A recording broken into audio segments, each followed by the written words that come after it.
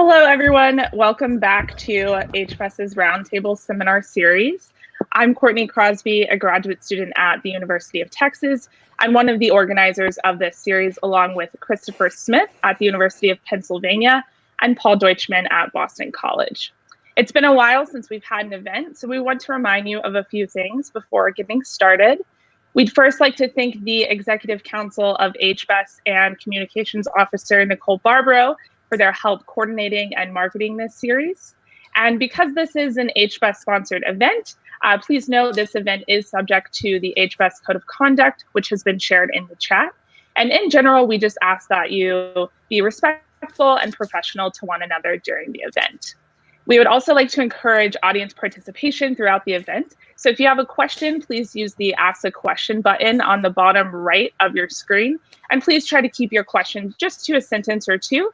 And also feel free to upvote the questions of others if you would like to see those answered. And finally, everything is being recorded and will be posted publicly to YouTube after the event.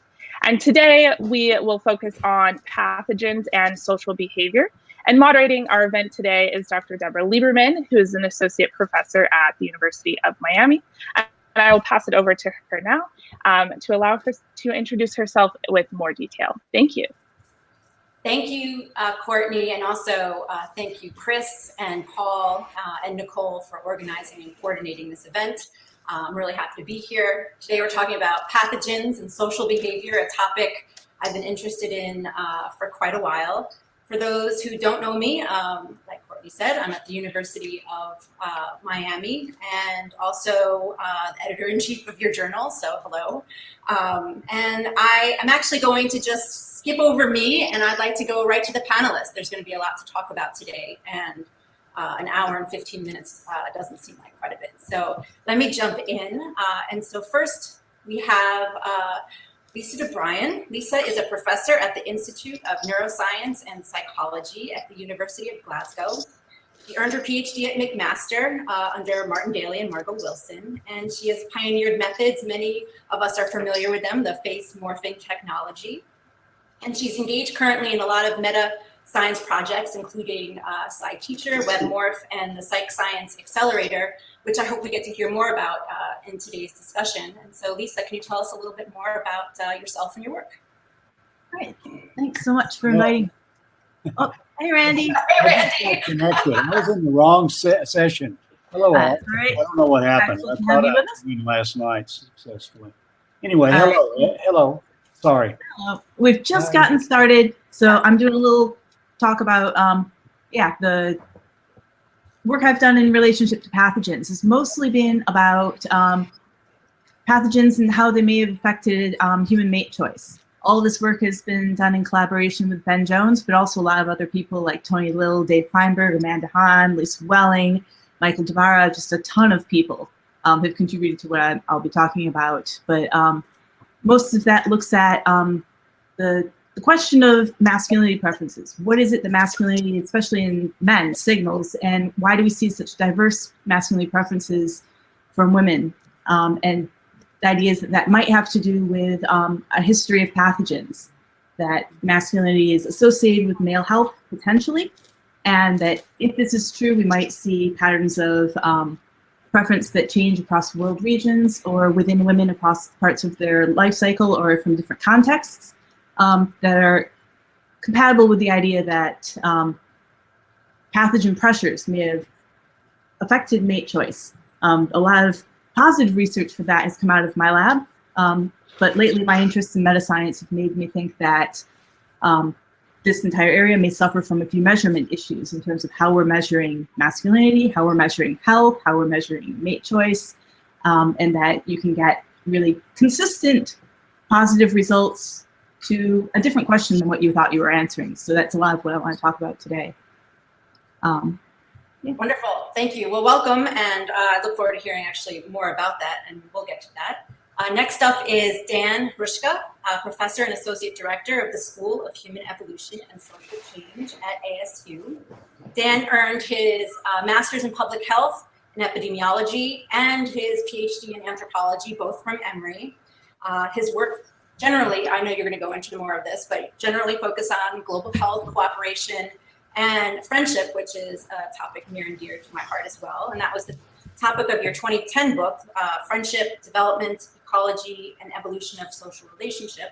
And hopefully today, we're definitely going to get to some of his more large-scale comparative studies on social and cultural factors and how those affect health. So welcome, Dan. Can you tell us a little bit more specifically about your work? Yeah, thank you, Deb. I'm so grateful to the organizers for the invitation to join the roundtable today, and I'm really looking forward to some great conversations. My role in the parasite and social behavior literature has largely been as a curmudgeonly skeptic. I've been mainly interested in comparative studies that have claimed that parasites coupled with the human behavioral immune system can account for cross-cultural differences in a wide range of social and behavioral outcomes. Things like in-group favoritism, homicide, traditionalism, sociosexuality, authoritarianism, religiosity, collectivism, democracy, child maltreatment and war. The list may go on. I'm the first to admit that parasites can lead to population differences and changes. As an epidemiologist, I understand that. Because of the recent COVID epidemic, people around the world are wearing masks in unprecedented ways and social distancing. But these are small claims. A paper showing infectious disease epidemics lead to mask wearing would likely not get published in a high-profile journal. By contrast, my skepticism and research has mainly been directed at big claims about parasites and cultural diversity that have attained high visibility in academia and beyond. And one thing I just wanted to say is one area we're moving into now is not just related to parasite stress and social behavior, but a big issue in current cross-cultural work is the very small number of comparative units that are used in studies, like 50 states or 150 countries. And so with so few observations, it's really difficult to discriminate between alternative hypotheses. So our group actually just got some NSF funding, and we're building a software tool called Sociomap, and it's going to help researchers forge new comparative data sets with much larger numbers of finer grained units, thousands of ethnicities, tens of thousands of county equivalents, languages, hopefully to provide more power to discriminate between opposing hypotheses. So that's kind of where we're going now, not necessarily about parasites and social behavior, but more generally improving comparative research. Great. Thank you, Dan. Welcome. Let's see. Josh, you're up. Josh is Associate Professor of Psychology in the Department of Experimental and Applied Psychology at VU, Amsterdam. Josh earned his PhD at the University of New Mexico and is a leading expert on microbes, mating, and morality. Marvelous. And he is a recent winner, I hope you don't mind me saying this, a recent winner of SPSB's Sage Young Scholar Award. He's also a winner of the HBEST New Investigator Award, followed up with the HBEST Early Career Award. So welcome, Josh. Will you tell us a little bit more about your work?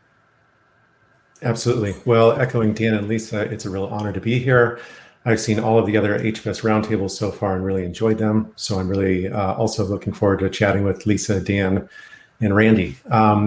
You could probably categorize my work in this area in two different sections. One is trying to better understand individual differences in the degree to which people seem motivated to avoid pathogens. And the other is trying to better understand adaptations that we might have for detecting and avoiding pathogens. I can say just a little bit about both of those. In terms of individual differences, it's apparent that some people just seem to be more easily and intensely grossed out by certain pathogen cues or uncomfortable with certain acts that risk some kind of infection transmission. And a large part of my work, some of it done with Deb, has been trying to understand how to best measure that and how we can understand the construct that we are measuring. And some of the studies that we've done in those areas involve just comparing these individual differences to large-scale personality models. So we know if we're measuring redundancies with something like a general tendency to be emotional. Some of that work has been related to, well, we've used twin studies. So trying to partition population-level variance into different environmental components and genetic components to test some developmental hypotheses about this type of variation, et cetera. In terms of trying to better understand or at least posit some hypotheses about what types of adaptations we might have, again, some work with Deb and other colleagues, we've tried to understand how the mind might detect cues to pathogens. Once they're detected, how we would respond in ways that minimize pathogen risk while also allowing us to do the types of things that require some pathogen risk, like eating, drinking, mating, affiliating, all of which have non-zero pathogen risks. And some of my work in that area has also focused on things like intergroup psychology and what aspects of intergroup biases might be related to pathogen avoidance, and also what features of the social world might be treated by the mind as cues to infectiousness. Wonderful. Thanks, Josh. Welcome. And last up, we have Randy. Randy, thanks for joining us today. Sure, thank you. And so Randy is Distinguished Professor Emeritus at the University of New Mexico. Randy earned his PhD in zoology from the University of Michigan a while back. He is one of the pioneering researchers in our area and has applied sexual selection theory to generate hypotheses regarding a variety of human and non-human social and sexual behaviors. I could go on and on and on, but I will keep this quite short. But relevant to our discussion today, Randy has been publishing on how parasites and the stress that parasites pose, how those affect social behavior, and he describes this work in his 2014 book, co-authored with Corey Fincher, The Parasite Stress Theory of Values and Sociality, Infectious Disease, History, and Human Values Worldwide. So welcome, Randy. Will you tell us briefly about some of the work that you've done? Okay, in 6 minutes, right? 3. Oh, I thought it was 6 from your email. Anyway, just cut me off. I'll get. I will. Parasites, I can go on forever. So over the last 15 years, I helped develop and test the Parasite Stress Theory of Values and Sociality. It's a theory about parasites, that is infectious disease, as both proximate, that is ecological, and ultimate, that is evolutionary, causes of human core values and social behavior. And by human core values, I mean the continuum of values that cross-cultural psychologists call the collectivism, individualism dimension, and political scientists call the right-left or conservatism, liberalism dimension. According to the theory, high parasite stress is an important proximate cause of collectivism and conservatism, and low parasite stress an important proximate cause of individualism and liberalism. And according to the theory, it is parasite stress that's selected in human evolutionary history for the culture acquisition psychological adaptation that functions to incorporate into our cultural repertoire during enculturation those values that solve local adversity. According to the theory, collectivism and conservatism function in defense against infectious disease. Empirically, research shows that increased parasite stress predicts increased collectivism and conservatism, and decreased parasite stress predicts individualism and liberalism across nations and states. Research also shows that increased parasite stress predicts increased Republican partisanship, and decreased parasite stress predicts increased Democratic partisanship across states. That's coming out of recent studies. Recent research is very active now, looking at parasite stress in relation to our political matters. Collectivism and conservatism include the values of xenophobia, dislike and avoidance of outgroup, neophobia, preference for old stuff, traditional ideas and ways. Ethnocentrism also is a value associated with collectivism and conservatism. And ethnocentrism being in-group favoritism and investment in group indebtedness. And philopatry also is, we feel, an important value associated with collectivism and conservatism. Philopatry being the value of remaining in the natal area for reproduction. According to the theory, these values are important defenses against parasites.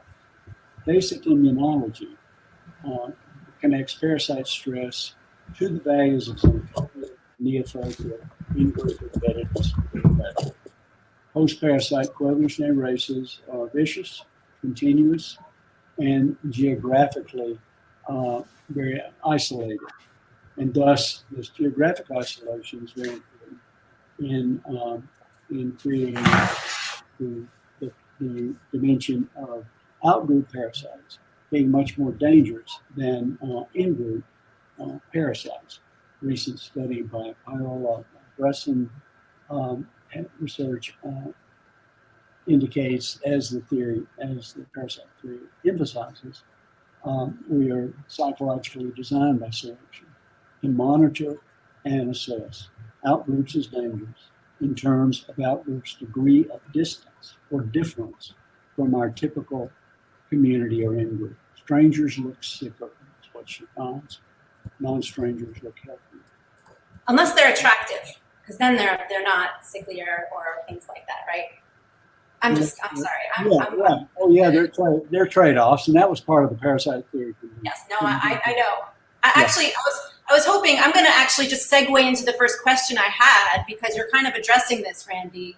I really did want to kind of start off with the parasite stress theory and ask you, what does this theory explain that wasn't explained previously? So what is the gap that this theory fills in terms of our human nature, I guess is what I'm curious about. Well, it purports to explain the causes of value. Causes of? Values, core values. Yeah, and core values, of course, have been a major topic of research in psychology for a long time, because our core values arguably affect most, some would argue, everything we do. When you talk about core values, so I see pathogens and parasites as things out there in other people on surfaces, and values as very much kind of a group dominated and construct. And I'm wondering by what mechanism? It seems like, I guess before I kind of make any suggestions and go to other panelists here, but how is this working? What is the system by which the parasite stress theory, what you say makes sense in terms of the people we can catch diseases from and so forth, and no one's going to argue that there's a coalitional, psychology that causes people to favor in-group over out-group. But you're saying that this is really mainly due to a parasite stress theory. What is the psychology of this? The mechanisms we've suggested are things like, you're growing up in a high parasite area, and your immune system is activated more. Both your classical immune system and your behavioral immune system are activated more, and you read that. That's one way. Another way is all the information about the risk of infectious disease that is part of the cultural environment in general in all societies. I mean, we know, since diseases are so important, they're much talked about. So you have the information that way too, from people around you, stories and so forth about diseases. You see people dropping dead or not. You see people with asymmetries. All that. What shape are people in around you? All those are information bases for adjusting where you're going to fall on the values continuum. Are you going to go right? Or are you going to go left? If you go left, you better be in an area of low parasite stress, because left liberalism is great socially. You've got a big social network and open to ideas and all that kind of stuff, but it puts you at high risk from parasites. So high parasites, you go right based on this information that we think are ancestral kinds of cues that would allow people to adjust their values appropriately and associated behavior. Values, correspond to behavior choices, behavior preferences. I gotcha. Well, yeah. I guess before I turn this over to Dan, because I'm curious to hear what you have to say about whether the force of parasites in predicting some of these cross-group differences within cross-group differences. But I mean, I wasn't going to say much about what I do, but I can't help it. Sorry. And so, but the idea that you talk about the behavioral immune system my ears hear disgust. Different conversation, I know, but Yeah. disgust as a psychological adaptation that kind of governs, you know, what we eat, what we touch, who we have sex with. Now you're starting to talk about a system there that's evolved, and it's not clear to me that that system is well tailored in this value domain. Yeah. Well, Well, hang on a second, Randy. So before we go there, I just want to kind of put that out there in terms of, you know, to what extent are we finding this disgust or behavioral immune system? How is that getting into our value system? And also by what means? But first, Dan, will you tell us, so you've written on life history theory and some of the other factors that might account for some of this cross-group variability. Can you give us your take on this literature? Well, so in terms of life history theory, I'm not an expert on it. There's actually a much better issue that just came out of EHB that everyone should read that gives excellent information about life history theory. I've only brought it into one of my papers, and I wish I hadn't, honestly, because it wasn't necessary to the major claim of the paper, and I think it was a distraction. And I don't know how it got in there. Anyways, it's water under the bridge. But so the main actually, point of that don't paper, worry about life history theory then. Yeah, the main point of that paper and some of our other papers in this case was that the observed association between parasite stress and homicide and religiosity and strength of family ties at a state level was really simply an artifact of, it was a methodological artifact of aggregating data at the state level by ethnicity. And really there were just two units. There was African Americans and whites, and they had very different levels of these things. And when you aggregate at the state level and you take some correlations, then it looks like there's actually a very strong relationship between these things at the state level. Then I think this is a deeper problem. There's different levels of explanation, right? So there's explanation at the individual level. I mean, I've seen a very nice paper. I think, Josh, you were on that paper that lays out 3 different levels of explanation. There's explanation that's done with experimental work, which I think that work, there's a lot of robust findings. They're usually kind of weak associations, but they're robust in the sense they're found a lot. Where it's showing that if you expose someone to a pathogen prime, there can be individual variation in what happens in terms of their social behavior, their perceptions. Then there's like discuss sensitivity. And Josh, you've worked a lot on this, where there's between individual differences, which may be quite stable and might affect how we relate to other people and how we engage with other people or how we respond to like a COVID epidemic. And then there's the between cultural stuff, which is what I've been interested in. And there's a great paper, I'm just gonna put a shout out to that, published in 2018 by Lyndall Bromham, and I think Simon Greenhill was an author on that too. There were 2 other co-authors.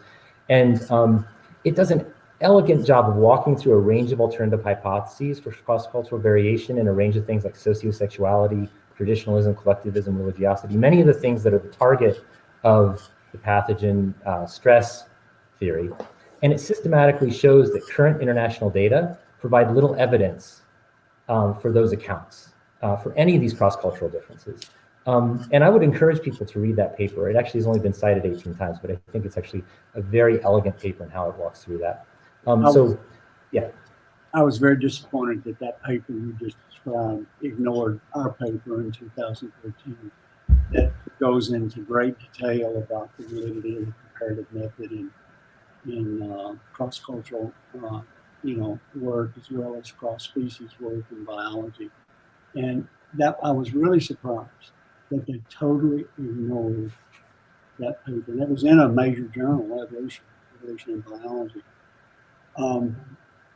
Anyway, yes. Dan, you mentioned your stuff you're doing now on comparative methodology, and I really look forward to seeing that when it comes out. Is any of it out yet? The new methodology you just described briefly at the beginning. Yeah, we just got NSF funding for it. It turns out it takes a long time to create a software program that's user-friendly. And so that's kind of in the works. But the hope is that in the end, we'll have lots more units to work with on these hypotheses. Certainly more units, as you described it, more data. But you said basically we're saying that the behavioral immune system is more than just discuss. Boy, discuss is really, really important. Pathogen discuss in particular, very, very important. This is not the time or place to get me started on this one. So I would say we can. I'd like to just maybe agree that the behavioral immune system is a really sexy, more awesomer name for disgust. that I wish I had come up with. Okay, I think that's because I actually do think once you start going into exactly what you're talking about with the behavioral immune system and all the systems, that is that is starting to describe the very rich set of systems that I would consider to be discussed. So if whatever you're calling the behavioral immune system, just assume that's what I think of as discussed. Yeah. Right we're saying the behavioral immune system includes values, philopatry, all that. No, it doesn't. But we can talk about that some other time. Only because I would say yeah. This requires a very rich description of the psychology of it in terms of what kind of information is getting in for what purpose, what do these systems look like, and then what is this coalitional system that you're talking about that's producing these values? But we did have a question from an audience member. I just want to sneak that in here right now in case that those numbers of questions start to increase really quickly. And it was directed at Randy in terms of, wouldn't you expect that during times of high pathogen load that you would want to mate with someone who was outside of your group? Isn't that diversity far more important? And so why wouldn't you, go and, set your sights on the village over yonder during high pathogen loads?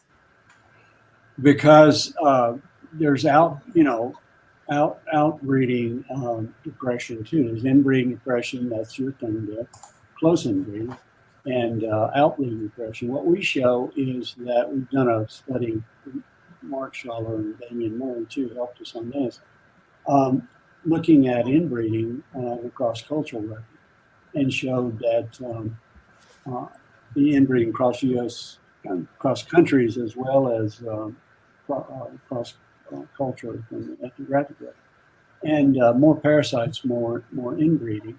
And we think the way it worked, that's what we predicted we would find. Anthropologists wondered why there's so much variation in inbreeding across the rate. And this is the first theory that captures the data to a significant extent, variation in data. And it's cousin marriage level, not the close inbreeding, that's always maladaptive, but cousin marriage kinds of levels, and then follow-up work is done on it too, and there's outbreeding depression and inbreeding depression. So outbreeding. I'm not entirely aware of any clear work that talks about outbreeding depression and gives us any good evidence for it. Like, we know about the cost of inbreeding, and a lot of the work on cross-cultural differences in inbreeding, say the cousin level inbreeding, more focus on the potential benefits that might outweigh these genetic costs. But is there much work looking at the extent to which excessive outbreeding might actually be harmful? Well, outbreeding depression is well established in biology as part of the whole, right, within human systems. Yeah, but not. I mean, not in humans. No, we don't. I don't can't. Give you a reference to that. A good study of outbreeding depression, evidential study of outbreeding depression. Humans, no, you're right, but it's well established as an important imbalance with outbreeding depression in plants. No, that's a good question, Lisa. It's something I've often wondered about, only because, just common sense would say, definitely inbreeding avoidance depression, but, what you hear on the street is like outbreeding depression tends to produce, maybe even more fit offspring who are, tend to be even far more attractive in various ways. So in any case, imagine that there's not a linear relationship, that when you go from siblings to cousins, you get one step, but cousins to second cousins and the second cousins to somebody in a neighboring society, there's probably not going to be much of a difference there. So then the potential costs will outweigh the potential benefits of extra outbreeding beyond what you can do within your own society. Well, actually, can I actually so Josh, hang on one second, because I want to talk to you about mechanism, because I know you've been working on one of the systems that might kind of help us understand how pathogens get into the social sphere. But Lisa, you're working on some kind of multiple meta science kind of projects that have to do with, well, I guess I'm wondering, what projects are you working on, and how are you asking any of these questions about attractiveness and pathogens and so forth? So I've recently gotten started working with the Psychological Science Accelerator, which I know I talk about incessantly, so many of you have heard me talk about it. But it's a worldwide network of, I think, near 1,000 different researchers now on all the populated continents, obviously overrepresentation in Western countries at the moment, but we're working on building up our network outside of that as well. Right now, mostly looking at fairly simple to assess psychological constructs that we can look at through computerized questionnaires, just because of limitations of resources, but looking to branch that out. And as a kind of shout out to everybody in the audience, that we're always looking for, or there should be a call out pretty soon for new projects to be run. And one of the main things that you need to argue when you're proposing a new project is, how would a cross-cultural sample, say, or a very large sample or a more diverse sample, specifically, how does that help your research question? So we've had a whole bunch of projects on COVID that are starting to come out, but there hasn't really been anything on, say, pathogens. That would be a really interesting thing for people to propose. Great, sorry, I'm just also looking at some more questions we've got coming in here. So can I return to mechanism for a moment? And Josh, you started to think about how it might be that pathogen concerns might play out in the social sphere. Can you tell us a little bit about that work? Yeah, sure. So I'd like to first just echo something that Dan touched on briefly earlier, referencing a paper that I've been involved with a few years ago. And it's relevant to thinking about parasite stress theory and just how that integrates itself with the entire behavioral immune system literature. So Randy gave a lot of examples of the ways in which parasites in the ecology might affect behavior. And I think that all of them are plausible and shouldn't be rejected without any kind of evidence. But you know, let's give calories as an example. If you deprive someone with calories when they're developing, that's going to have a very different effect on their ultimate height than if you have them fast for a few hours in a laboratory.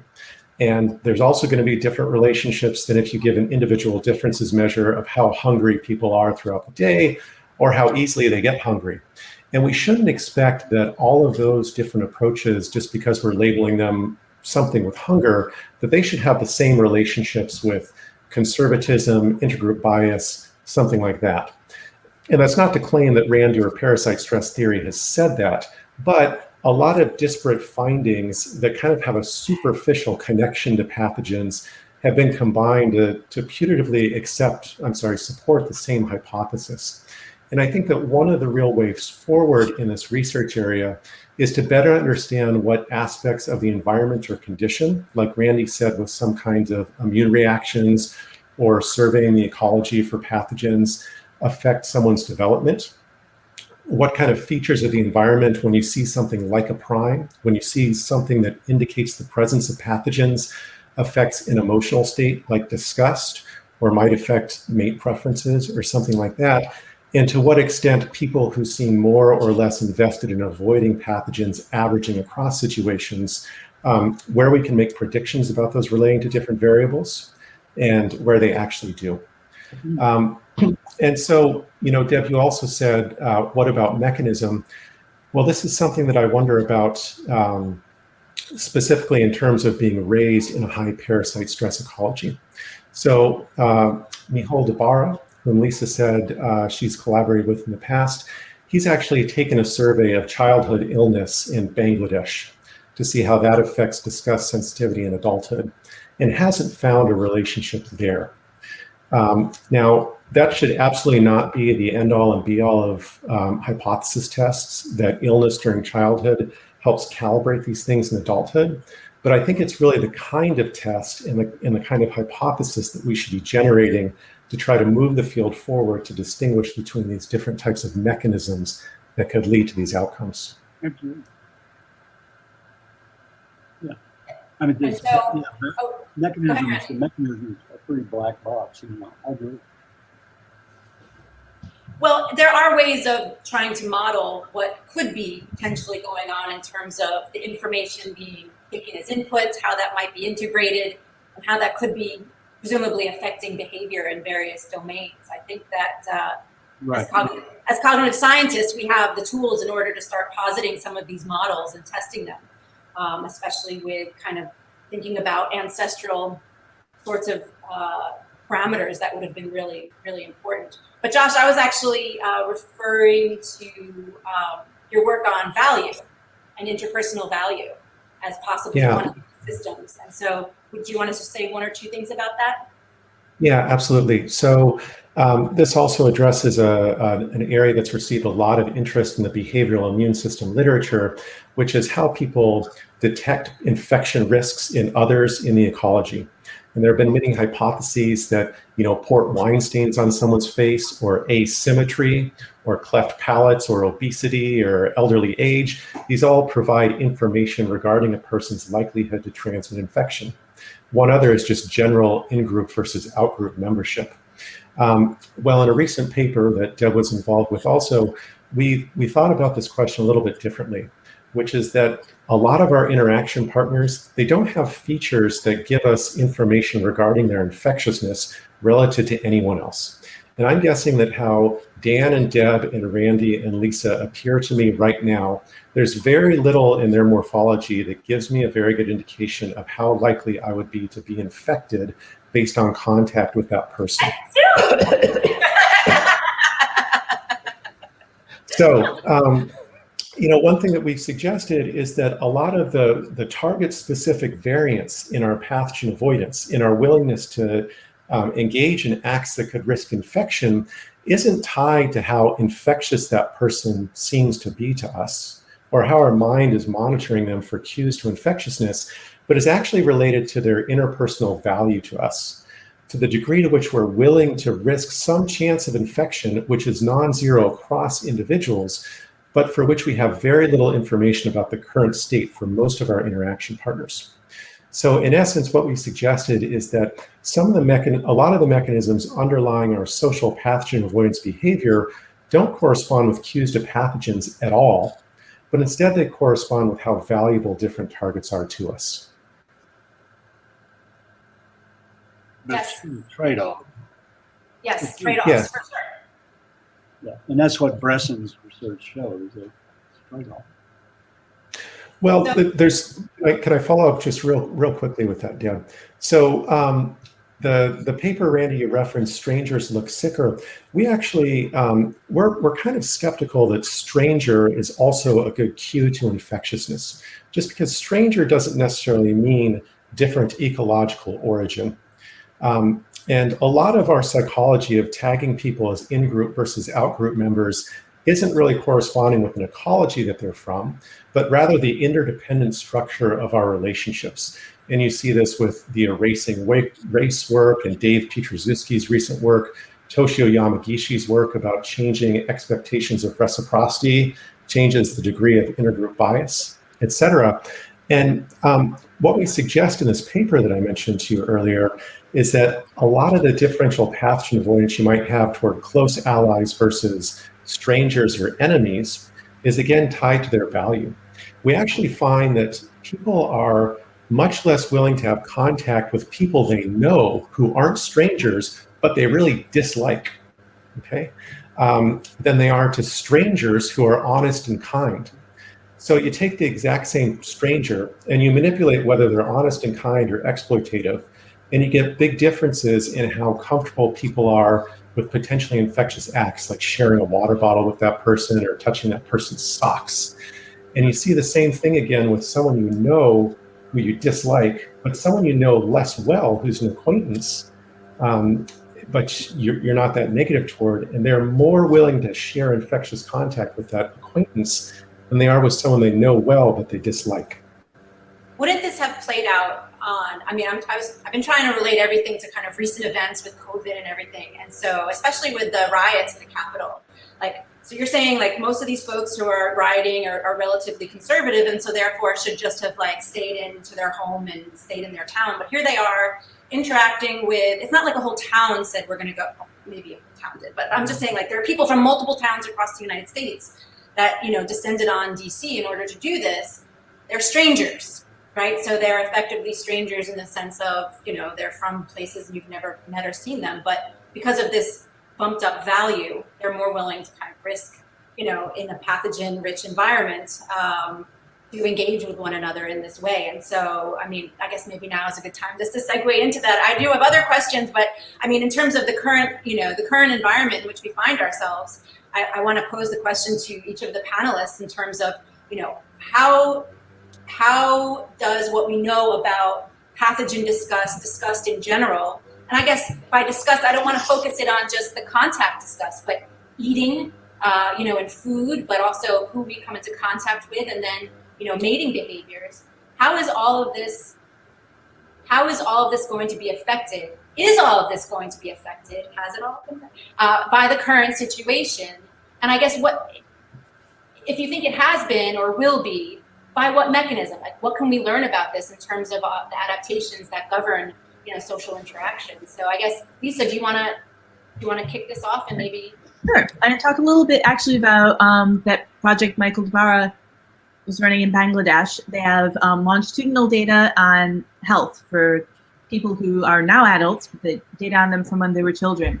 And in that study, we looked at facial masculinity and femininity preferences using the sort of manipulated faces that we tend to use in my lab, but looked at how was that related to childhood health, and found that people who had more childhood instances of diarrhea, which was one of the main kind of health things that happened and was reported for everyone, were more likely to prefer more sexual dimorphism, but only in other sex faces, not same-sex faces. But this also interacted with current health. So people who had had more infectious illnesses recently showed a real strong relationship, whereas people who hadn't had recent illness didn't show much of a relationship at all, which is certainly something that would need to be replicated. But if this is a reliable pattern, it points to some pretty complicated interactions between childhood health and current health, and I have really no idea what the mechanism might possibly be there.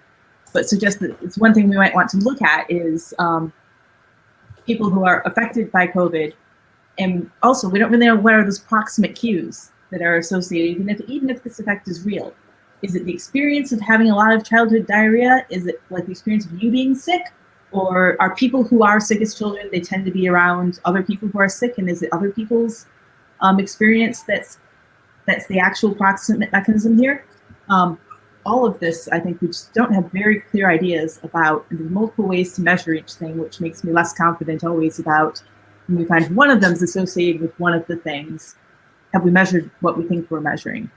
Can I throw in another little, so a recent study in PNAS by Larry Sugiyama and his very large team had shown that greater biomarkers of, what do I want to say, of, the word is inflammation, thank you. So more biomarkers of inflammation was also associated with less pathogen discussed, or more pathogen discussed was linked with fewer markers of inflammation, suggesting that it's working. Like the system actually does its job in that sense. And I'm wondering if that relates to some of the, maybe it doesn't, but what you were saying made me think about it.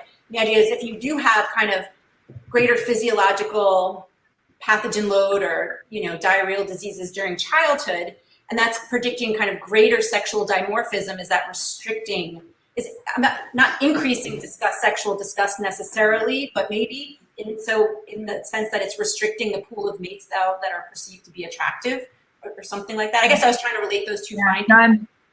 I'm not quite sure I understand all the findings enough, because relating that to, like, I don't know, perhaps childhood disease does increase disgust more generally, and perhaps one of the reasons that are masculine men disgusting, I have no idea. I'm just speculating here. But again, I feel like all of these things we need to get clearer on what are the theories actually predicting, how do we measure those things, and come to some sort of group consensus, and then start collecting the relevant data, as opposed to just kind of thinking this thing might be related to infection, this thing might be related to mate choice, and let's see if they correlate. That way we can find an awful lot of positive correlations that might be leading us down blind alleys. Yeah, I agree. Randy, go ahead. This study you mentioned, I cite that as evidence that that childhood diseases affect your adult mate choice, mate preferences, in ways that bias you toward healthy mates. That is, you're after, hormonal indicators in faces that indicate sex-specific health, estrogen in females, testosterone in males. I interpret that as, that mate choice, one piece of many pieces of evidence that mate choice is part of the behavior immune system too. And is how we choose as adults is affected by childhood encounters with infectious disease. It's a wonderful study that you guys did. Yeah. But also, we see the evidence for the link between, say, adult sexual dimorphism in the face and hormones and health. Those links are all over the place. There's some mixture now. Really interesting there's a lot stuff of evidence there. And certainly the parasite theory of sexual selection is the general theory of sexual selection in biology. And it's supported by all kinds of work, including in humans. Some of the recent stuff you mentioned is creating a mixture in the human aspect. But it's still, nobody's indicated something wrong with the theory. And the empirical evidence is quite strong too. It's made me wonder about, when I teach the mate choice and sexual selection in my undergraduate classes, you talk about what are the preferences that, comprise male mating psychology, female mating psychology. To what extent are we really just talking about pathogen related systems? I mean, if sex is for the, if sexual mixing is for the purpose of thwarting the effects of pathogens, then, many of the preferences, yes, there can be many of the preferences that seem to be there for the purpose of choosing healthy mates or mates that are going to, show cues of this underlying developmental stability. So I often wonder, this lecture can be cut very short. Fertility and, pathogen related kinds of things. Maybe even fertility, you can boil down to that too. But everyone wants health, okay, we're done kind of thing. And so, but it has made me think whether, what do they say for women, right? So desire for resources, desire kind and intelligence and, creative, all this stuff. And so, all these things that you find people preferring, are these more just indicators of, developmental stability and a good underlying, blueprint that's resistant to developmental stability is developmental health. That's part of the health thing. You got developmental stability fluctuating. You got the hormones. You got carotenoid pigments too. Recently has entered the health too. Lots of species, including humans. So, it's just the general theory of sexual selection in biology. It doesn't mean that there aren't other criteria besides health by which we choose mates. Of course we do. Those you mentioned. Gotcha. Let's see, Dan, do you want to weigh in on the COVID or any of the other things that's been talked about? Yeah, and I agree completely with this move towards focusing on precise mechanisms and measurement and precision in the theory. I think that's going to be a way forward here. But I did want to mention there also, in terms of talking about mechanisms, sometimes considering that if we see a pathogen threat somehow related to behaviors in the real world, thinking, is it just pathogens or is it any type of threat? Like, what is the scope of threat that we should be concerned about? So think about hate crimes towards Asian Americans that have actually increased dramatically during COVID, right? And so you might have a knee-jerk reaction that, well, this might be a dedicated pathogen threat mechanism that makes us treat outsiders badly, especially those who are presumably from countries where this originated, right? But if you go back to like 9/11, right? 9/11 was another type of threat, and you saw massive increases in hate crimes towards Muslims, right? And then let's look at an economic depression where now a ethnic group is scapegoated for causing that economic depression, right? That might actually lead to the same types of behaviors. So in that case, if we had just we limited our scope to those cases where there's an epidemic, we wouldn't have actually been able to see, are there other places where the same thing happens? And maybe it's a more general response to threat. Yeah. There's a lot there. Let me, for a second before, because I was told that I must attend to our audience, otherwise I'll be in trouble. I'll be in trouble. So here's a question for you. How much does modern medicine, do you think, wash out these possible effects? So this is from Larry Fittick. I don't know if I'm supposed to say that, but thanks, Larry Fittick. Okay, so you don't see the range of deformities among people in the advanced economies that you might see in developing economies. And so this is actually super important just in terms of the level of variation that we're seeing. But how might this affect our predictions in terms of how our perceptions of pathogen avoidance might affect social behavior and so forth? So is anyone up for? I was wondering this in relation to Josh's, the social value stuff that you talked about. Is that not just exactly what you would expect if pathogens affect our interactions with other people on cost benefit? Like you weigh up what's the cost, how infected do they look, but it turns out almost everybody is already at ceiling for doesn't look very infected, doesn't have cues. Because I know I've seen people out in the world who gave off cues of infectious illness and definitely wanted to avoid them. So I don't think it's impossible for a person to give off cues of infectious illness that affect behavior, but that the kind of stimuli we tend to use are all at ceiling for don't look infectious, and therefore the only thing that can affect them is this other end of the trade-off of how much, like everybody's got some sort of infectious capacity. We clearly know this from COVID now. And so then you've got a trade-off of how valuable are they that you want to overcome the ceiling of potential infection. Does that make sense? Yeah. It does. Yeah. Well, hang on, Randy. Josh, you want to address this first? Well, I could just briefly follow up with a more general point that we've kind of touched on briefly earlier with the symmetry and masculinity stuff. And that is that a lot of times the consequences of health and development or infection, either development or later, they're not necessarily going to provide very good information about the infection likelihood during adulthood. So let's take let's assume for a moment that being infected more as a child leads to greater developmental instability which could be reflected in facial symmetry or symmetry in other parts of the body. That doesn't necessarily mean that that person is more likely to be infectious with a pathogen at age 35 or age 40. Same thing with masculinity or femininity in terms of face structure. And so I think that we do need to gather data to see if those assumptions actually hold for those to be good cues to infectiousness. I think we could say the same thing about deformity, that losing an arm or a leg or a hand, well, that's probably not going to be a good cue to infectiousness later. Of course, there are arguments that our pathogen detection system is overly general, given asymmetries in the costs of failing to detect a pathogen risk versus false alarming for one. But even if we do assume that some deformity that's caused by pathogens in the past, such as pockmarks from smallpox or polio, et cetera, again, it's unclear exactly how reliably that is going to influence infectiousness later, both now and in the ancestral past that would have shaped these types of adaptations. So is your argument that research that's found these sort of effects is just that these people are, for another non-pathogen related reason, low value? And that's why we might.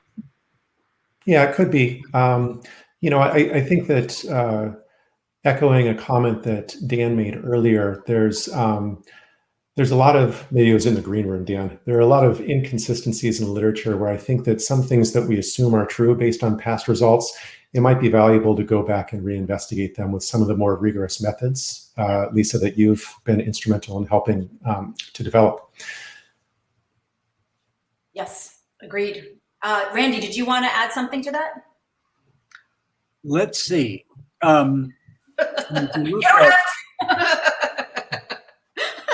There was so much. Which is that you want me to add to? What part? I'm sorry. Well, you know what? Because you can't remember, I'm just going to take advantage of this little moment for a moment. And I'm just going to, because I have another question for you, Randy. I've been thinking a lot about, I'm not a fan of the idea that pathogen disgust has its foot on, the accelerator of this value system. I actually think that it's far more complicated than has been discussed in the literature. in terms of how disgust seeps into our social value. I wrote a book about it if anyone's interested, but in any case, yeah. And I say that because there's 300 people here and that's 290 more than I know have it. So, but the idea that the question I had for you is, you talk about how parasite stress causes a whole bunch of these kind of cultural outcomes. And I'm wondering to what extent the arrow of causality is reversed.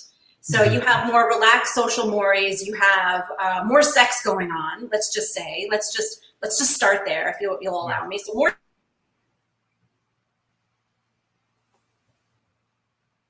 Let's see, you stopped, or you Deb, still, you've cut out. you cut out, Deb. Randy, I say you go for it. Did I freeze? I think I got it, yeah. Did I freeze? Yeah, there you are. You went out. Back? You're back. Where and when?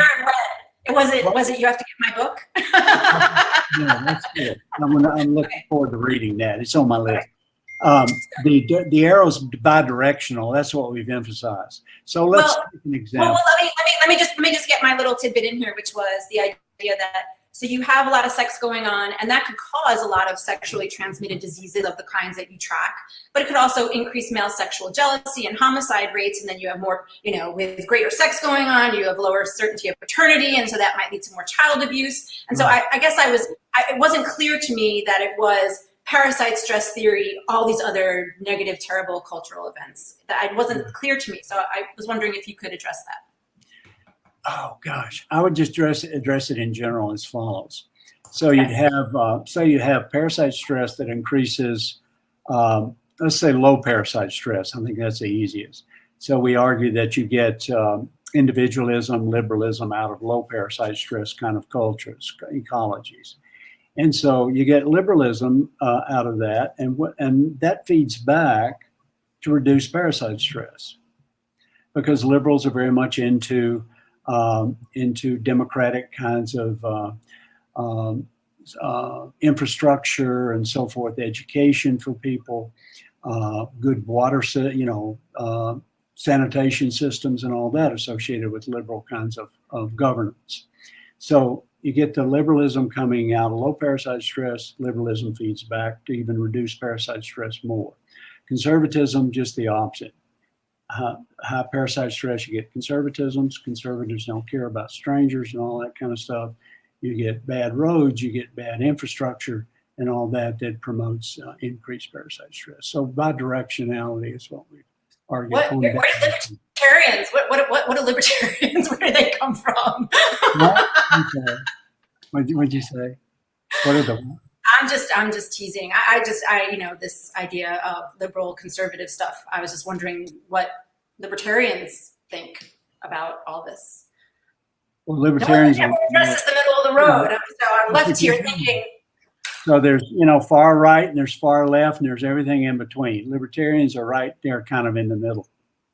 I object. Okay. So anyway, moving on. Pretty democratic, right? They like people in general.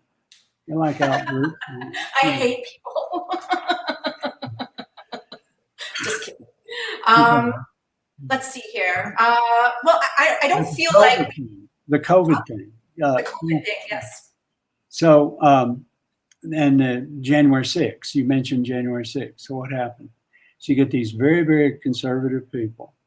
I mean, that are authoritarian. That's been shown to be very highly related to conservatism, authoritarianism, and very highly related to parasite stress. High parasite stress, you get conservatism. Part of conservatism is authoritarianism. I'm sorry, Randy, but what is the relationship? I mean, like 0.3? Like, I just am wondering, what is the strength of this relationship? It would seem to me that in the literature and people out there in the world talk about it like it's a 0.9 type of relationship. And I'm wondering, what is the strength of this relationship between pathogen concerns and political values on average? Or do we have even good measures of this thing to even make that determination? Yeah, a lot of them. But I don't know, no one's done a meta-analytic kinds of quantitative analysis of the overall effect size with, say, political partisanship or conservatism. There haven't been any of those, but the effect sizes are, moderate to, it depends on the study. I could send you some of those. My sense was it was 0.4. So you don't have to find out how disgusted someone is in order to predict their political ideology. Better to just ask them. I guess I'm thinking about some of the work. As you were. What's happened? She's got a call. Would you guys mind if I say something briefly about COVID? So, yeah, I think that there's going to be very little effect of COVID via the behavioral immune system on subsequent behavior. And I think there's a few reasons for this. And it gets back to part of our earlier discussion with what are the actual mechanisms that might lead to these types of pathogen avoidance effects. One of them is that COVID is transmitted via respiratory pathogens, which is a really under-discussed thing in the behavioral immune system literature.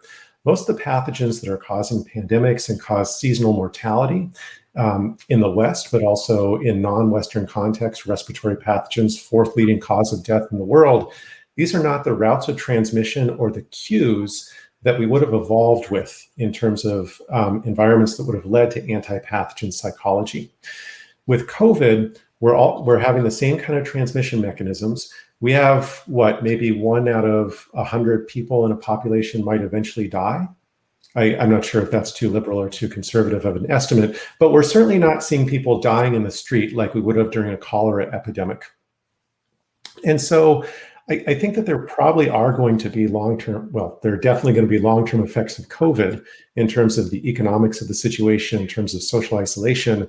But as far as anything that's piggybacking on our functionally specialized anti-pathogen psychology, I'm pretty skeptical. And this can kind of piggyback a little bit on Dan's earlier comment with intergroup biases. But I don't see a lot of reason to think that the behavioral immune system should be activated by the fact that there's a respiratory pathogen passing around in the ecology that we haven't been exposed to previously. And that shows few signs of actual, obvious signs of infection. Yeah, it's transmitted via similar routes as seasonal influenza and other types of respiratory pathogens. It's transmitted via aerosols and respiratory droplets, which are effectively invisible to the naked eye and don't have any of the other cues to pathogens. So again, it just doesn't seem to me that the presence of the pandemic should be triggering anything specific with the behavioral immune system. Great. Let's see. I have a question here that was just copied into the chat session from the question thing. So let's see. Joe Henrik traces the development of the highly individualistic weird orientation to the way the Roman Catholic Church broke up Europe's strong kin-based institutions only beginning about 1,500 years ago. Isn't that way too short for evolution of various proposed behavioral immune mechanisms? Okay, well, I just read something that I don't understand. I'm sorry. I understand each of the words separately. So the idea that behavioral immune systems not being able to be adaptive to, Does this not depend what are the actual cues the behavioral immune system's using, which I'm not sure we have a clear enough idea yet. So they could be cues that new things can piggyback on, or they might not be. But I feel like Josh probably has some clearer thoughts about this. Well, it would seem, Josh, that you think that perhaps it's not as easy to piggyback on this system, especially if, it's not easy to get people to be freaked out by, this current pandemic. They're just a little bit resistant to picking up cues that weren't part of our, ancestral ecology. What do you think? Yeah, I just saw in the chat window, Dave Pietraszewski asked an interesting question. So inputs to the BIS are not abstract or verbal.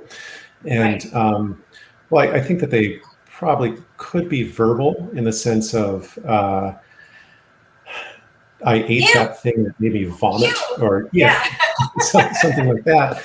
As far as abstraction goes, if we're thinking about the ecologies in which these specialized systems would have evolved, I'm not quite sure what the kind of abstract information the mind would have evolved to pick up on. to indicate pathogen presence. I mean, there are certainly kind of folk theories of immunity and infection prior to the germ theory of disease, but whether those are going to be reliable indicators that something is, that a specific feature of the environment is going to increase infection risk is not totally clear to me. I don't know if the other people have a thought. I'd like to add to that. I want to bring up mask wearing again, because that's clearly something. So what are your thoughts on mask wearing? Because this is something that people are doing much more frequently now in the United States.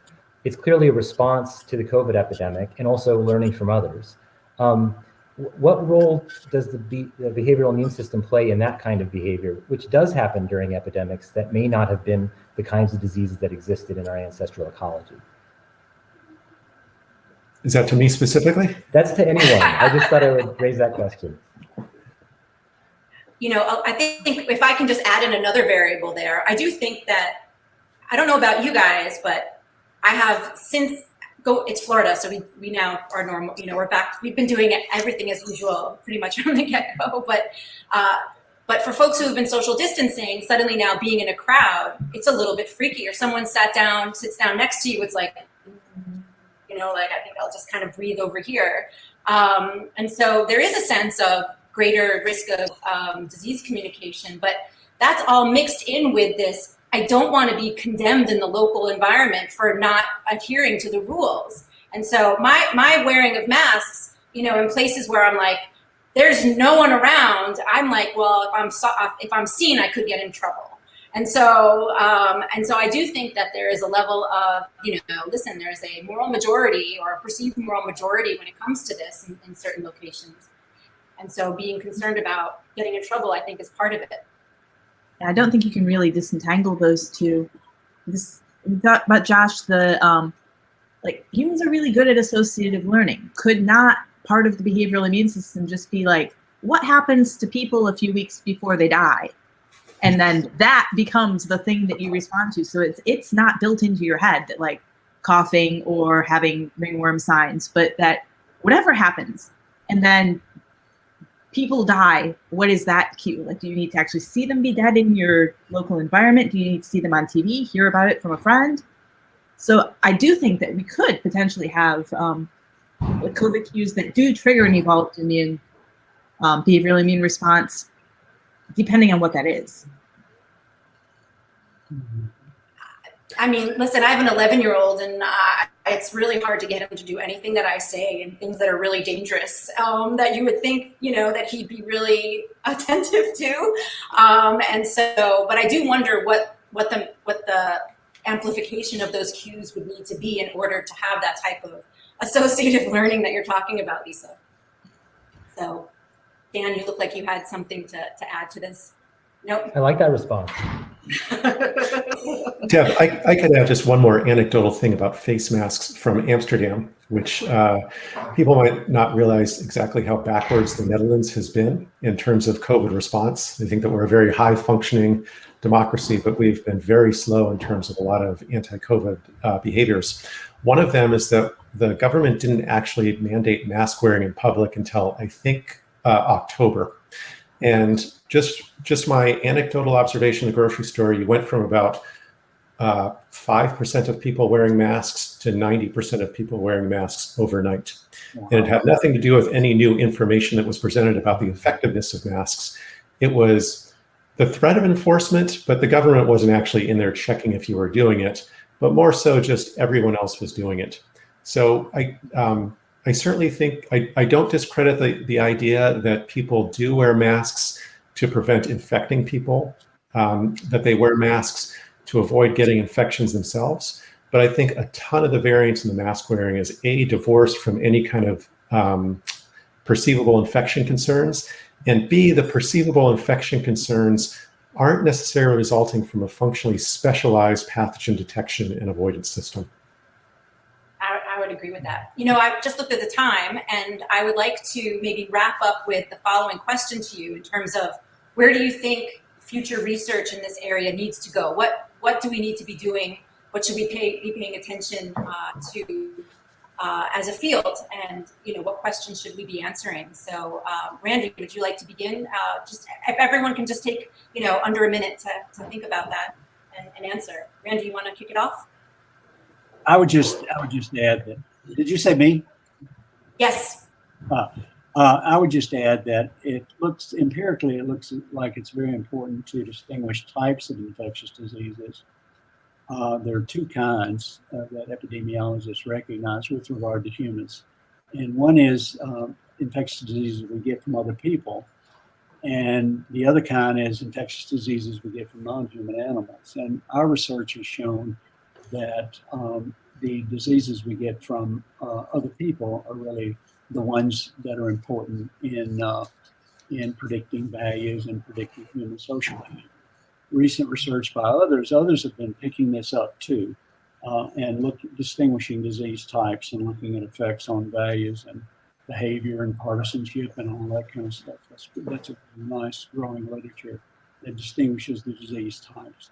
So I would disagree with Josh a little bit on the respiratory thing, because COVID is very much a human specific pathogen. We can only get it from other people. And it's those kinds of parasites that the evidence shows are very important in predicting values and social behavior. And bats, we can get bats too, right? That was, yeah. Well, originally bats, yeah, but now it's just human specific. It evolved into a human specific thing. Yeah. So okay, well, I think that's a good point, that we need to kind of integrate the different types of diseases and pathways of infection into our thinking about this. So yeah, I understand it's pretty primitive on all this stuff. I agree. Yeah. No doubt. Dan, any thoughts? So from the comparative perspective, I think there's a growing understanding that there's these complex causal networks of a lot of different things. So GDP, road accidents, parasite stress, and I think we need to map that out in a better way with more fine-grained data to be able to then decide when we see an association between parasite stress and some other outcome, is it because it's mediated by this complex causal chain, or is it really a direct relationship? Yeah, no, I think that's going to be hugely important. Obviously, I think what's happening in the black box is going to be critical here. Lisa. All right. It will be no surprise to anyone that I think the way forward is team science and meta science. I think that we need to get people together to really talk about exactly what are the theories, specifying them to mathematical degrees of precision, and then really thinking about what are the predictions that we can make from those theories, and how are we going to measure those things? What are the right ways to measure them, and how do we build evidence for the correctness of our measures? And I think we can really only do this as big teams. Is there a way, so I mean, we've got a whole bunch of people listening into this right now, a lot of people interested in this type of research. I mean, is there a forum where people can get together and contact one another to say, hey, let's study the relationship or how we measure this or that here and there? I mean, do you know of any good platforms where people can go to start this work? Yeah, I think that sort of needs to be kind of ground up from the individuals who are really leading on the theory for this. But HBES can be one sort of way to amalgamate and get people connected. And joining the Psych Science Accelerator is a way to both kind of contribute to team science in general, learn a bit more about it, and then start to connect with other people who are interested. Yeah, I think that would be a good thing to suggest to the HBES organizers, is having a kind of a session or a lunch that people can get together and talk about these kind of much larger scale studies on different topics. So, but yeah, obviously agreed. And Josh and I were, part of one team that put together one type of discuss scale that probably still needs to be updated and redone and all this stuff. And so it's always been, and I do think that it captures quite a bit in terms of pathogen discuss sensitivity, sexual discuss sensitivity, and whether you think that there's a moral component, perhaps also that. But we do need better ways of measuring, discuss sensitivity, not just these kind of surface level individual differences, but, actually what's, more main guts of the system, I guess. So, no, I'm in total agreement. Yeah, and that scale has so much more measurement attention paid to it than a lot of other scales in the world. Yeah, I would just Yeah. add that Yeah. infectious diseases are the most important, the strongest selective pressure on the human genome.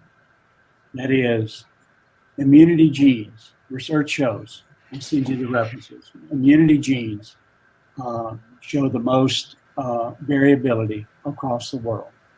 And so there's more evolutionary action at those loci than loci that are known to be associated with dealing with other human problems. So infectious diseases are really, really important in human, in behavioral immunity, everything. Really, really important. So we need to put a lot of attention on it. I mean, I think you're in one sense preaching to the choir, Randy. I mean, I think that we would all agree that it's super important. But the choir's out there too.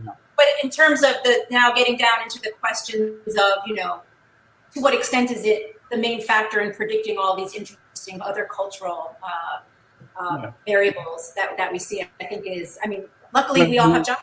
We can keep going. It means that infectious disease is going to have important effects on things that are important in people, like values and social behavior.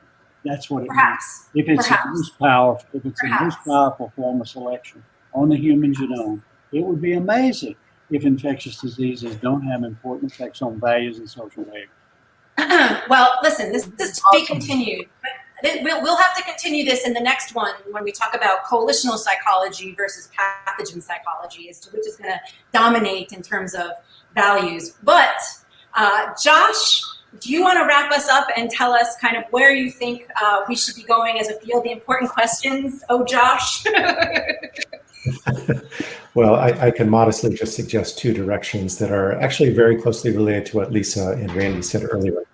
The first is that there are probably going to be different reactions to different types of pathogens and different types of transmission pathways. And I'd like to encourage people to go to the right and scroll up. Josh Ackerman listed a link to a paper that he recently wrote with Aaron Blackwell and I, just talking about how responses to COVID might or might not be related to the behavioral immune system. And again, respiratory transmission is something that's fairly ecologically novel, given indoor air circulation and a fomite transmission. And this is maybe a practically applicable area of research that people in this field could do that's probably distinct from a lot of the other kind of mechanisms that we've laid out. The other thing that I would suggest is piggybacking on Lisa's comment, and that is that the behavioral immune system literature, it's about 15 years old, and a real acceleration with discussed literature, et cetera. And there's been a massive generation of really rich, creative ideas and a lot of data out there. But I think that we should be humble and take some lessons from recent replication issues in broader psychology and measurement issues that Lisa said earlier. And I would encourage us to continue being creative and generating new hypotheses. But I think we should also look back at hypotheses we think have already been supported and continue to refine our methods and go ahead and go back and test those with registered reports, with pre-registered studies, and with open science, so we can kind of see where we are right now and use that more reliable knowledge to see where we should go next. Thank you. Well, I see in the comments that they're having technical issues, so I'll wrap this up. Josh, Dan, Lisa, Randy, thank you guys so much. And thank you for everyone for attending. And I don't know how it turns off. So everyone have a really good weekend. Stay safe, stay healthy. Nice to see all you folks. Thank you. Great to see you, Randy. See you, Dan, Lisa, Deb. Thanks. This is what we need to do this more. We could do this all day.